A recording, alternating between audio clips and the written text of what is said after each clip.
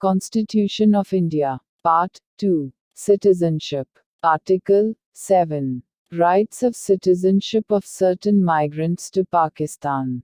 Notwithstanding anything in Articles 5 and 6, a person who has after the first day of March, 1947, migrated from the territory of India to the territory now included in Pakistan shall not be deemed to be a citizen of India, provided that nothing in this article shall apply to a person who, after having so migrated to the territory now included in Pakistan, has returned to the territory of India, under a permit for resettlement or permanent return, issued by or under the authority of any law, and every such person shall for the purposes of Clause B of Article 6 be deemed to have migrated to the territory of India after the 19th day of July, 1948.